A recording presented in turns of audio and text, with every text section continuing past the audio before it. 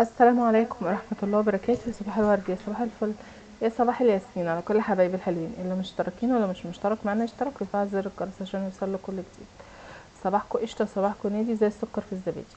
طبعا في ناس كتير هتدخل تقول لي يا نانا انت قلعة الطرحة ليه لابسة تربون؟ لابسة التربون لان انا كان عندي ضيق في التنفس بطريقة صعبة، ما كنتش طايقة الحر نهائي. الحر كان لا يطاق يا جدعان. المطبخ ده قلت لكم كذا مرة ساونا. فانا خدت قرار، يا اما مش هصور بوشي بعد كده في المطبخ، يعني هظهر بايدي بس في الاكلات وفي الحاجات اللي زي كده في المطبخ. لكن طبعا يعني اي فيديوهات تانية روتين فلوجات هيبقى بطرحة، لان بصراحة انا مش بستحمل الحر بامانة يعني. عندي ضيق في التنفس فما ببقاش قادرة ان انا اخد نفسي، فما بقدرش البس طرحة وبندانة. انا لابسة بندانة وفوقها التربو. صلي على النبي بقى وزيد النبي صلاه وحيدي الله، اشكري ربنا كتير كتير. وتعالي ادخلي على شركة يوميات نانا، عامله لك عروض وخصومات وتخفيضات جميلة جدا جدا هتعجبك. كل شهر بينزلوا اسعار اكتر من الشهر اللي قبله. هسيب لك رقم الباشمهندس محمد في اول تعليق مثبت لو حابه تزودي دخلك وانتي قاعده في بيتك وتفتحي قناه على اليوتيوب او على الفيسبوك او اي حاجه تخص السوشيال ميديا. و بيفعلك القناه وبيعمل لك كل حاجه كل حاجه. وبرضك لو عندك مشروع في البيت محدش يعرف ان انتي فاتحاه، عايزه تعملي اعلانات مموله ليه، سرعه انتشار قصدي، يعني هما بيعملوا لك الكلام ده كله. تمام. تمام، تعالوا بقى ندخل على الفيديو بتاعنا اللي مدلعنا. واول حاجه قلت امسح البوتاجاز كده، انا كنت رش عليه اصلا الخلطه اللي انا بعملها كلور وديتول و او بصي ما عندكيش ديتول عادي، كلوركس الوان وشويه بريل كده وميه وخلاص. ما فيش بريل حطي كلوركس الوان وميه وخل وخلاص. قشطه. هينضف لك كل حاجه زي ما انت شايفه كده. انا مسحت بس، مسحت ما دعكتش ولا حاجه لان هو كان نظيف اساسا يعني. وهعمل عليه اكل، مش هعمل، بس انا بحب انضف الحاجه اكتر يعني، بحس ان انا ده طبعي يعني، حابه الحاجه تبقى ايه نظيفه قدامي كده. طب ما تصلي على النبي وزيدي النبي صلاه ووحدي الله واذكري ربنا كتير عشان تاخدي طاقه اكتر واكتر وتستقوي على الدنيا اللي احنا فيها دي. وربنا يقويكي ويعينك ويقويني ويعيني على اللي احنا فيه. ونشجع بعض الفترة دي وندخل بقى على الروتينات الجامدة جدا جدا جدا بتاعة العيد. على فكرة والله احنا مش بنستنى العيد ولا حاجة، بس انا عايزة اقول لكم ان الشقة عندي مستاهلة ان انا عيد وموسم وكل حاجة. انا بقالي فترة كده مقصرة شوية بس غصب عني لان انا تعبانة، انتوا عارفين يعني، غصب عني جدا جدا جدا جدا جدا. انا ست منظمة قوي ونضيفة قوي ومرتبة ومهندمة، بحب كل حاجة في مكانها وما بحبش حاجة تبقى مش محطوطة في مكانها ومش نظيفة. فغصب عني دي خلطة انا كنت في فتح الله، كنت جايبة حاجات بس حاجات بسيطة يعني. ده حليب يعني لبن. تمام. جبت كيستين وجبت كبدة وصدق، نص ونص، نص كبده ونص صدق ونص كبده ونص، يعني كيلو صدق وكيلو كبده. هعمل نصين على يومين، يعني هعمل اكله تكفيني يومين لان طبعا انتوا عارفين الجو حر. والاكله التانية هشيلها بردك يعني، عملت منها بردك على يومين يعني يا جماعه. بصوا انا متقلبه الميكرويف حطيته هنا، الفيديو اللي جاي هتلاقوه في مكان تاني خالص خالص خالص خالص، مش في مكانه ده نهائي. تمام. صلي على النبي بقى، اشكري ربنا كتير كده وتعالي تشجعي معايا ونشوف النهارده هنعمل ايه. هنعمل فيديو تشجيع حلو جدا وحاجه محفزه. في ناس كتير قالوا لي ان انا عايزين طريقه الترمس علشان العيد. هو الترمس سهل جدا يا جدعان، انا هقول لكم دلوقتي الطريقه وهعملها معاكم.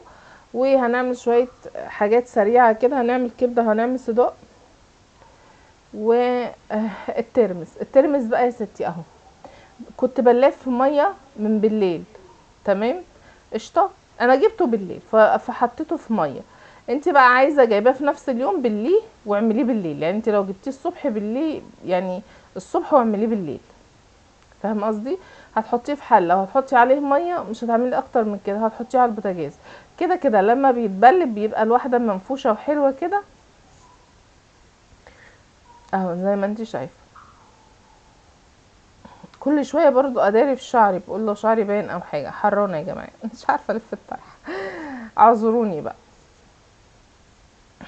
قشطه. حطوا لي لايك وشير وسبسكرايب في القناه لو انتم مش مشتركين، يا ريت تشتركوا. ويا ريت بس كده نشد حيلنا شويه في المشاهدات يا جماعه واللايكات بالله عليكم، علشان نرفع ريتش القناه شويه، علشان الفتره اللي انا بريح فيها دي ريتش القناه بيريح برضو. اه والله. عايزه اقول لكم ان ده طقم كنت شارياه جديد اهو ب60 جنيه. المصفى دي والبوله الكبيره والبوله الوسط والبوله الصغيره ب60 جنيه بس، خامتهم حلوه جدا جدا. كانوا في كارفور. انا بدن الفتره دي. اه يعني همسك بقى الصدق كده، عايزاكي تصلي على النبي كده وانتي شغاله واستغفري ربنا كتير كتير كتير. هشوي الصدق، مش هعمل فيه حاجه خالص غير ان انا هشويه. وهعمل كبده. وعلى فكره الاكله دي اخدتها قسمناها على يومين. وعلى فكره برضو بعمل السندوتشات وبلفها بورق زبده، وبحطها في كيسه وفي التلاجة، وبطلعها تاني يوم احطها في الميكرويف، وبسخنها اكني لسه عاملاها طازه طازه طازه كده. على فكره بصي شغلي نفسك الفتره دي فتره التنظيفات والترتيبات بتاعه العيد وفتره الصيف. يعني انا مش هقولك ترتيبات وتنظيفات عيد بس، لا فتره الصيف كمان خلي بالك. قشطه. قشطه. فظبطي نفسك، ممكن تعملي اكل لليومين وتشيليه تسخنيه تاني يوم عادي، مش هيفرق معاكي في حاجه او مش هيعطلك في حاجه، بل بالعكس ده هيهون عليكي الايام اللي احنا فيها دي. ما تاخدوش بالكم بقى انا هتلاقوني عماله اتكلم مع احمد واسكت يا ولا وبس يا ولا شلاني. وطلعت بقى التوم اللي في الفريزر، وقلت بقى ايه اظبط الدنيا كده شويه وارتب حالي، ويعني ايه الكبده. تعالوا للكبده. ناس كتير بيقولوا يعني انا الكبده ما بتتغسلش، الكبده بتزفر، والكبده بلاش قرف يا جماعه، بلاش قرف. اي لحوم اي كبده اي حاجه لازم تتشطف، بلاش قرف. اللي يقولك كده يبقى مقرف يعني. دايركت على طول. طب ما احنا بنشتري الكبده من بره بيعملوها مش بيغسلوها، انا معاكي برضو مش حاجه كويسه. انا عن نفسي اما اتاكدت من كده ما بقتش باكل اي سندوتشات كبده بره خالص، لان انا ست قروفه. انا لو من الحاجه ما غسلتهاش وشفتها قدام عيني اتشطفت مش هاكلها، مش هاكلها صدقيني نهائي. يعني ده طبع فيا طول عمري، وانا بقى هعمل ايه؟ ما الواحد يا جماعه بيبقى على مبدأ يعني. والله في ناس كمان بتشطف الصدق بس. يعني انا جربته مره فلقيته وانا بشتغل بيه باظ، ما كانش زي ما هو يعني. اديتها شطفه حلوه كده، وبعد كده هنزل عليها بليمون، عصري ليمونتين. آه، قشطه. هتلاقي الدنيا معاكي بقت زي الفل والله العظيم. ولو عايزه تنزلي عليها بمعلقه توم بردك هتبقى زي الفل. قشطه قشطه كده او زي ما انتي شايفه بس. وهقلبهم وهسيبهم بقى ياخدوا ويدوا بشكل ودي كده مع نفسيهم مع بعض. كان عندي قرنين فلفل كده، قمت ماسكاهم قلت هخرط قرن واحد بس كفايه سبايسي، لان انا بحب الحاجه حراقه. احمد تعالى هاتلي اشرب بسرعه، هاتلي اشرب. تمام. طلعت الجريل اللي هو يعني اللي كان مع الطقم ده يا جماعه، ما كنتش استخدمته خالص. والجريل ده برضو كنت شارياهم لوحديهم من برايت ذا هاوس. اسفه يا جماعه. وحاطه الترمس زي ما انتم شايفين هناك اهو على نار هاديه.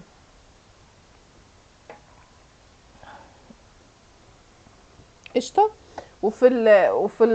يعني الصينيتين هنحط شويه زيت حلوين كده. تمام. وهننزل بعد الزيت بتاعنا ما يسخن بالكبده.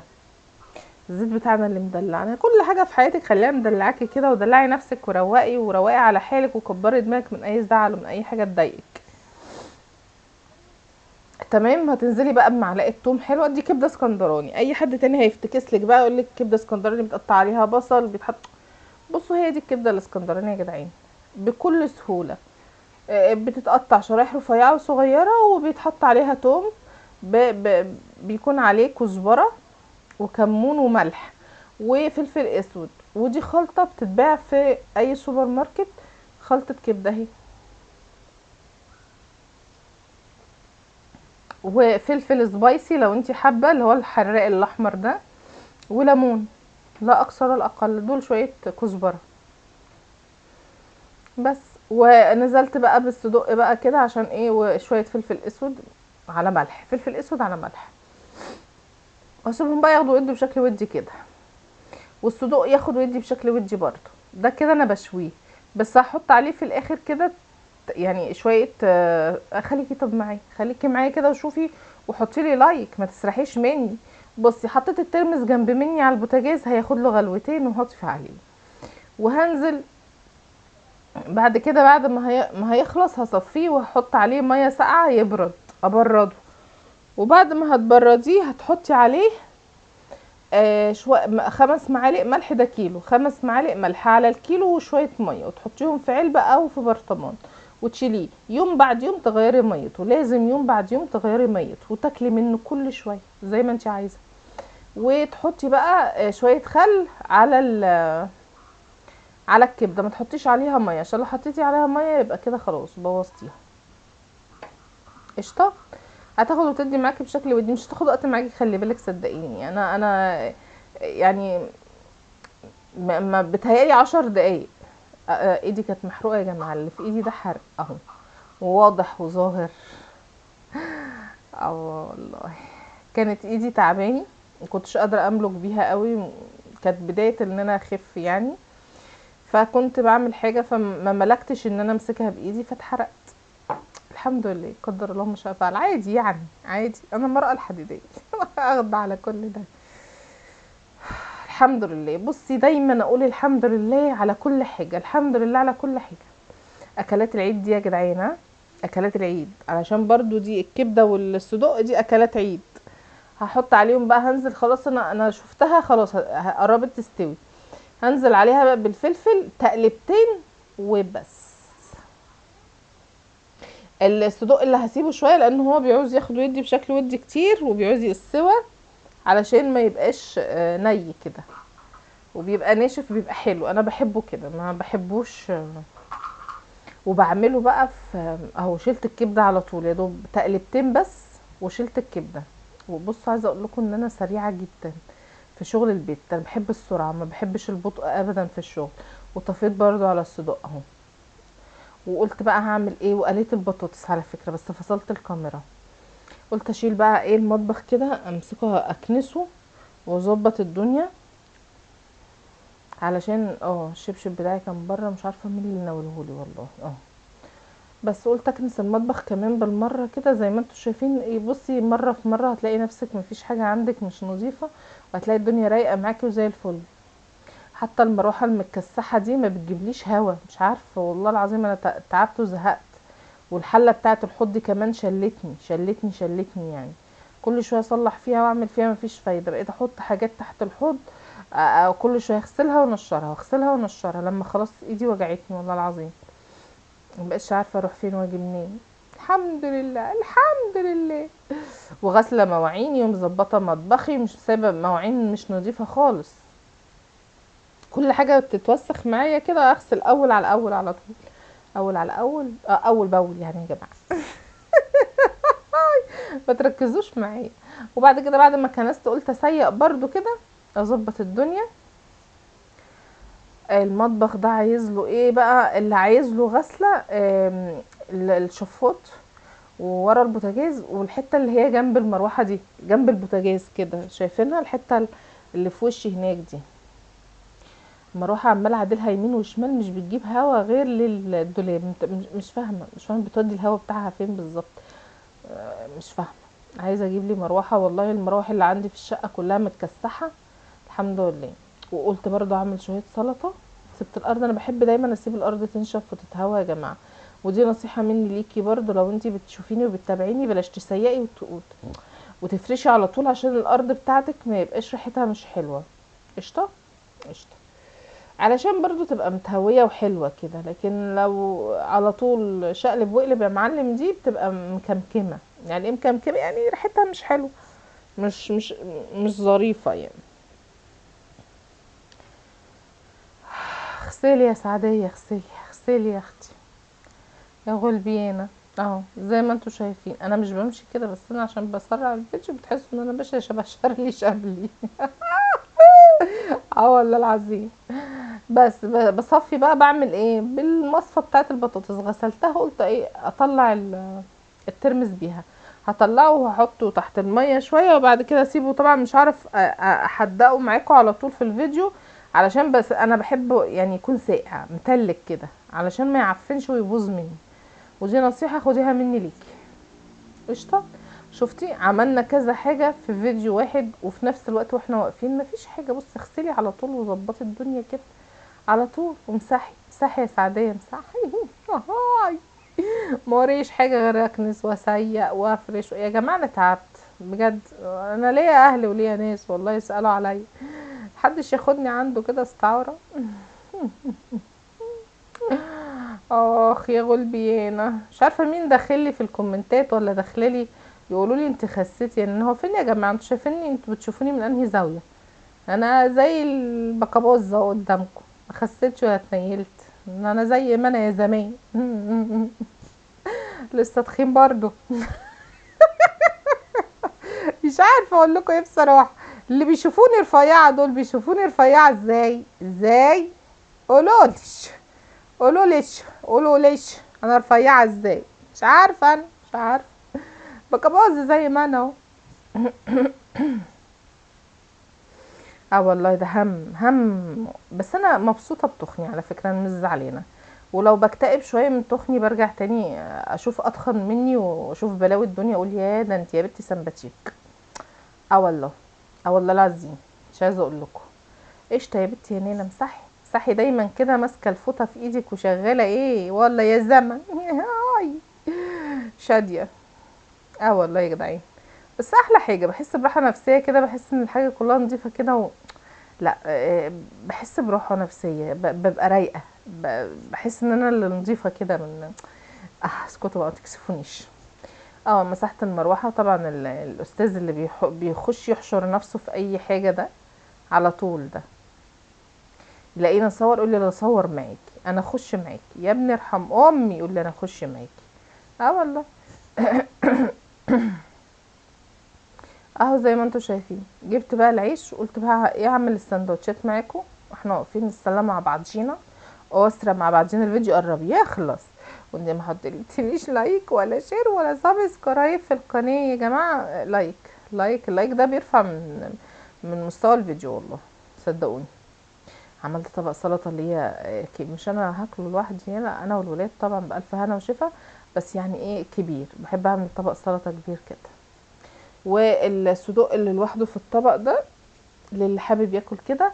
والسندوتشات دي بقى هعمل لك كميه كلها وهدي للولاد على قد ما نفسهم تاكل ياكلوا يعني. والباقي هقوم لفاه في ورق زبده وفي كيسه هحطه في التلاجة. هطلعه احطه في الميكرويف في طبق بيدخل الميكرويف. وتاني يوم والله تاني يوم طلعيه تسخنيه اكنك لسه عامله الكبده حالا والعيش عامله حالا. جميل جدا. اهي زي ما انتم شايفين دي الكميه كلها بسم الله ما شاء الله.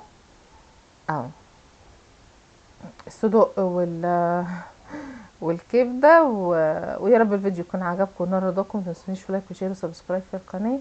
واقول لكم سلام ورحمه الله وبركاته. باي باي.